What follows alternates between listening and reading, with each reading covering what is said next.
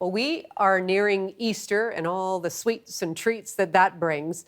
Now, if you're trying a vegan diet, you're going to want to pay attention because not all sugar is vegan, but there are a number of alternatives that are going to keep you to your diet, and they offer sweet benefits to everyone, not just to vegans. With us today is Angie Quaale. Angie is our go-to for all food-related information. She's the owner of Well Seasoned in Langley, and we've caught up with her at home today. Angie, hello there. Hi, Gloria. Good to see you. Good to see you too. Now, what do you mean sugar isn't vegan or all sugar isn't vegan? Why not?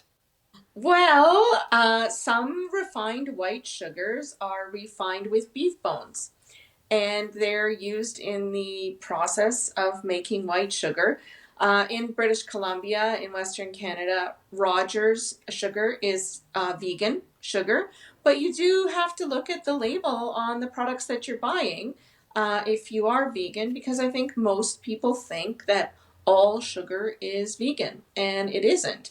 Obviously, there's tons of tasty alternatives to refined sugar, and you just have to be a little more creative with the way you're cooking, or maybe change up some of your recipes a little bit if you're cooking with something that calls for sugar and you wanted to replace it with something that isn't a refined white sugar. Okay, so what are some of the alternatives that you could substitute in a recipe? Well, there's tons actually. It depends the direction you want to go, and if you have any allergies or food or dietary restrictions. Coconut sugar is a really delicious alternative. Maple syrup is like the Canadian classic alternative.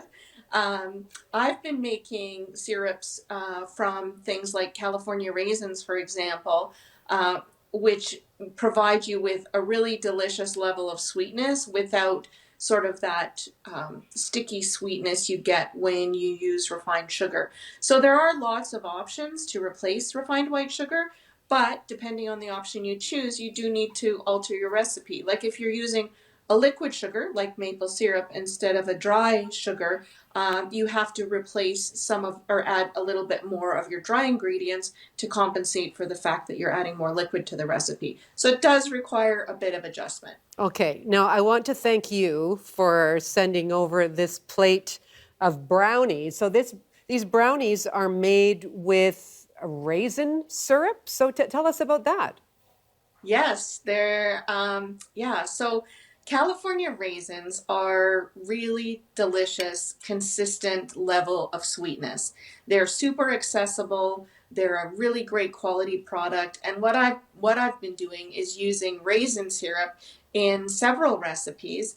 And depending on how you treat the raisin syrup, you can almost replace it for something like a pomegranate molasses. Have you ever cooked with that?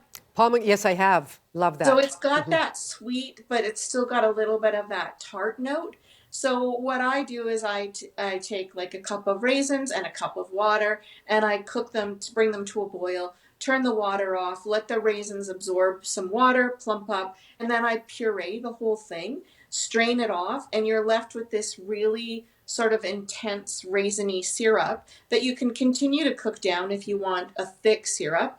Now it's going to be a little bit tart because the raisins do have that inherent tartness because they're dried grapes, obviously.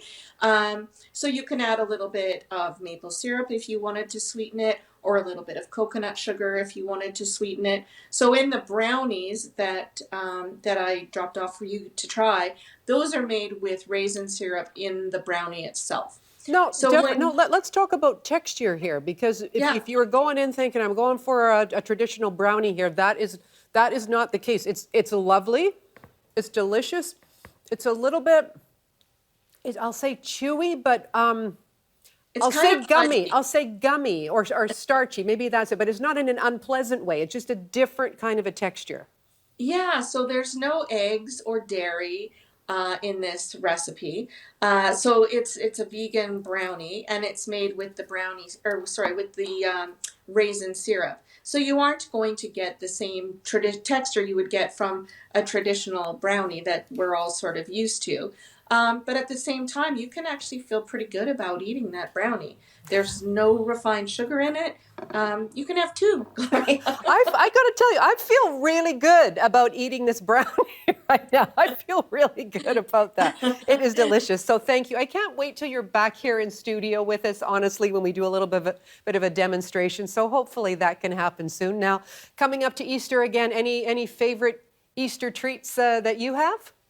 Yeah, I mean, there's tons of options. You can make all kinds of, if you're working with alternative sugars, you can do all kinds of really delicious things with maple syrup. I mean, the spring vegetables are just starting to come now, so we'll have asparagus, we'll have baby carrots. So all of those are really delicious on their own, but can be enhanced with a little bit of this raisin syrup that I've been using. Last weekend, I made some Brussels sprouts for dinner, and I roasted them with a little bit of olive oil in a super hot oven. When they came out, drizzled it with a little bit of that raisin syrup, a little bit of Parmesan cheese, which isn't vegan but still delicious. And it kind of gave you that sort of sweet and sour note that you would get from like a balsamic vinegar or something. So I encourage people to make a fruit syrup, start with raisins, maybe try some dates. There's lots of options, and have some fun. There's way more available to sort of sweeten your food than just refined white sugar that we're all used to. Angie, thank you so much. Thank you for the treats, for the brownies, and a very happy Easter to you. To you too, Gloria. I'll look forward to seeing you in person soon.